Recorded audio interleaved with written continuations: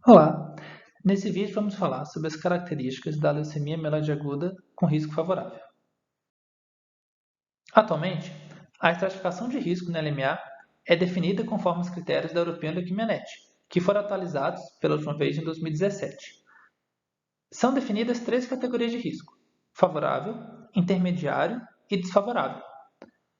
Tudo com base na presença de alterações genéticas que são identificadas no momento do diagnóstico da doença. Essas alterações genéticas podem ser do tipo citogenéticas, ou seja, alterações estruturais nos cromossomos, que são identificadas pelos exames de cariótipo convencional ou FISH, ou alterações moleculares, que são mutações em genes específicos, que são identificados pelos métodos de sequenciamento, como o NGS, que é a técnica de sequenciamento de nova geração. E a importância de definir o risco é identificar qual vai ser a terapia de consolidação, porque pacientes classificados com risco favorável, eles não precisam de transplante alogênico em primeira remissão. Primeira remissão é identificada pela sigla CR1. Nesse caso, os pacientes só seriam candidatos a um transplante numa eventual recaída da doença. Enquanto os pacientes que estão classificados como risco intermediário ou desfavorável, eles preferencialmente deveriam consolidar o tratamento com transplante alogênico, mesmo em primeira remissão. E o risco favorável é definido pela presença de qualquer uma dessas quatro alterações genéticas: a translocação do cromossomo 8 com 21, a inversão do cromossomo 16, a mutação do NPM1 ou a mutação bialélica do CBP-alfa.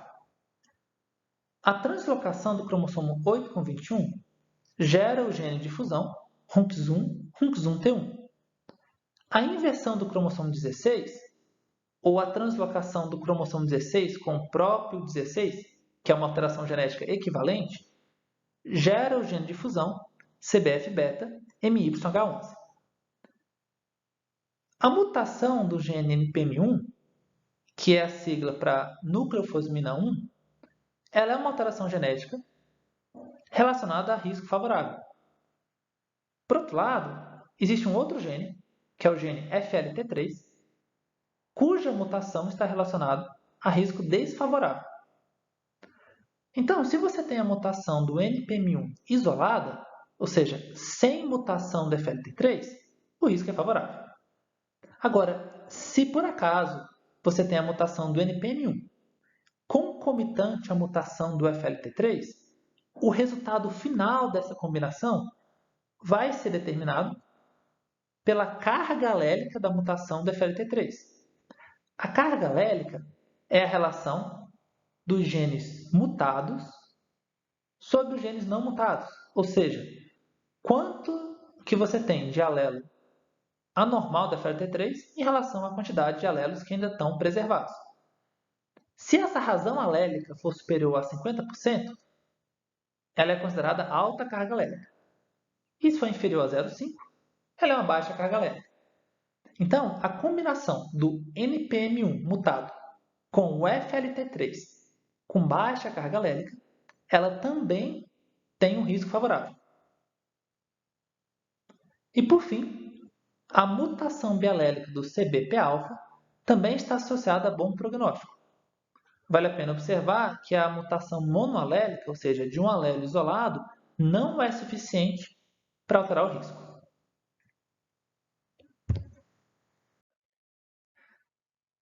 E aproveitando esse assunto, vale a pena lembrar quais são os critérios que definem leucemia mieloide aguda. O critério clássico é a presença de 20% ou mais de blastos mieloides no sangue periférico ou na medula óssea. Um outro critério é a presença de sarcoma mieloide, que também é conhecido como sarcoma granulocítico. Sarcoma mieloide é uma infiltração extramedular, um tumor extramedular, composto exclusivamente por blastos. E ele é definidor de leucemia mieloide aguda, mesmo que não exista infiltração medular concomitante. E além disso, existem três alterações genéticas recorrentes que, caso presentes, são equivalentes de LMA, mesmo que a porcentagem de blastos seja inferior a 20%. Elas são a translocação do 8 com 21, a inversão do 16 e a translocação do 15 com 17. E todas essas alterações genéticas recorrentes estão relacionadas a bom prognóstico. A translocação do 15 com 17, particularmente, ela gera o gene de fusão PML rara, que define uma entidade específica que é a leucemia pró-mielocítica aguda, cujo tratamento atual é baseado em atra e arsênico, e desde que seja administrado adequadamente e o suporte transfusional seja intensivo durante a terapia de indução, tem alta chance de cura. E essas duas leucemias especiais, a LMA com translocação do 821 e a LMA com inversão do 16, elas têm um mecanismo fisiopatológico muito semelhante. E elas são agrupadas sobre a nomenclatura de Corbijn infectoleuquimia. A translocação do 8 com 21, que gera o gene de fusão RUNX1, RUNX1T1, antigamente era conhecida como AML1-ETO. Então, eventualmente, vocês podem encontrar essa nomenclatura em textos antigos. E o que aproxima essas duas leucemias é o fato de que, na célula normal, o RUNX1 forma um complexo de transcrição com CBF-beta, junto com outros genes. E quando qualquer um desses dois genes é modificado por alguma dessas translocações, esse complexo para de funcionar. Isso leva a um bloqueio de maturação da célula-tronco hematopoética. Daí a evolução para a leucemia mieloide aguda. E outra característica é que, tanto na LMA com translocação do 8 com 21, quanto na LMA com inversão do 16, é comum o achado de eosinofilia, seja no sangue periférico ou na medula óssea. A diferença entre esses dois tipos é que, na translocação do 8 com 21, os eosinófilos têm aspecto normal, enquanto que, na inversão do 16, os eosinófilos são displásicos, principalmente pela presença de granulação anômala. E essa é uma forma de diferenciar essas duas entidades com base na morfologia. As Corbijn infectoleuquímias, a translocação do 8 com 21 e a inversão do 16, elas têm algumas características clínicas.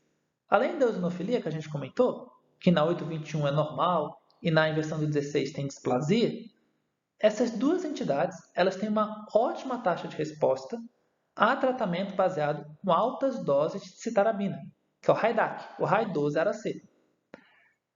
Por isso que elas não precisam de transplante em primeira linha, porque a resposta é tão boa com o HiDAC que realizar um transplante halogênico não acrescenta resultados melhores. Outra característica é que as Corbijn infectoleuquímias são as únicas entidades atualmente que se beneficiam do uso do gentuzumab e ozogamicina em primeira linha.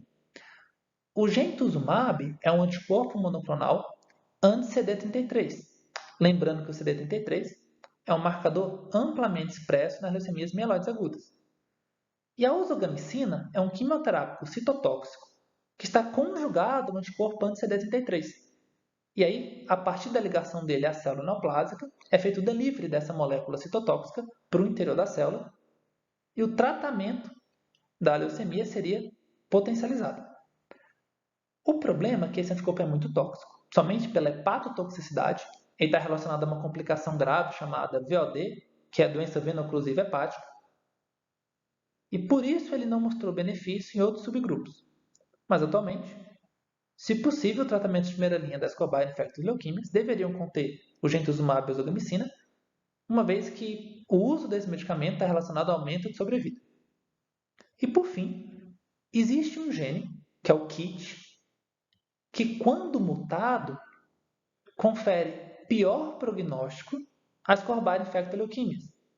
Então, se o paciente tem translocação do 821 ou inversão do 16 e concomitante existe mutação do gene KIT, o prognóstico que antes era favorável, ele piora.